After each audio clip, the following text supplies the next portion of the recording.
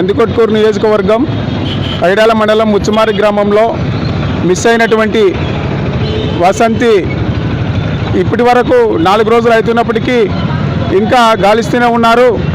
ఇప్పటి వరకు ఏ విషయం అనేది కనీసం పోలీసులు కూడా న్యూస్ కానీ బయటికి చెప్పడం లేదు.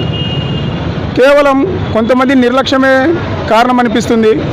ఎందుకంటే ఆ పార్కులో సెక్యూరిటీ సరిగా లేకపోవడం, సీసీ కెమెరాలు లేకపోవడం, ఒక పిల్లలు ఆడుకునేటువంటి ప్రకృతి ఆహ్లాదకరంలో పిల్లలు ఆడుకునే సమయంలో వారికి సెక్యూరిటీ కల్పించాలి. అలాగే సీసీ కెమెరాల నిర్లక్ష్యం కనిపిస్తుంది ఇక్కడ. ఎందుకంటే భద్రత లోపం వల్లే ఇది జరిగిందని చెప్పుకోవచ్చు. ఇప్పటికీ ఇంత ఆధునికంగా ఉన్నప్పటికీ ఈ రోజుకు 4 రోజుల నుంచి డెడ్ బాడీ దొరకకపోవడం అనేది నిజంగా బాధాకరం.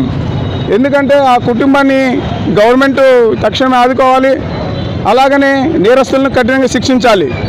ఈరోజు రాష్ట్రంలో ఒక మహిళ హోంశాఖ మంత్రిగా ఉన్నప్పటికీ మహిళల మీద, పిల్లల మీద అఘాయిత్యాలు జరగడం అనేది చాలా బాధాకరం. కాబట్టి వాసంతి కుటుంబానికి తక్షణమే న్యాయం జరగాలి. అలాగే ద్రోహులను కఠినంగా శిక్షించాలని బహుజన్ సమాజ్ పార్టీ నందికొట్కూరు నియోజకవర్గం ఇన్ఛార్జిగా నేను డిమాండ్ చేస్తున్నాను. జై భీమ్. నా పేరు గద్దెల్ లాజర్, బహుజన్ సమాజ్ పార్టీ.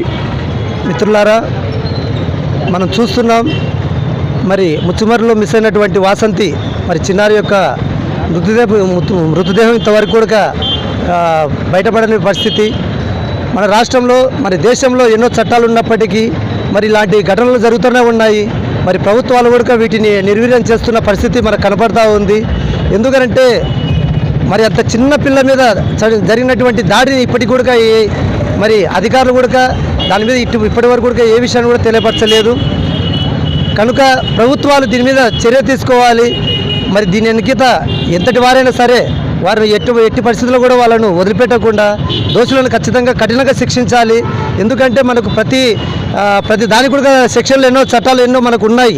కానీ రాజ్యాంగంలో ఉన్నటువంటి సెక్షన్లను ఎక్కడ కూడా అమలు చేయడం లేదు.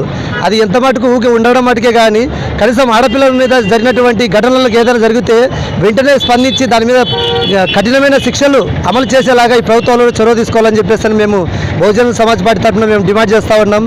కాకపోతే ఇది చాలా బాధాకరమైన విషయము. మరి తల్లిదండ్రులకు కూడా మా యొక్క పార్టీ తరఫు నుంచి సానుభూతి తెలియజేస్తూ ఉన్నాము.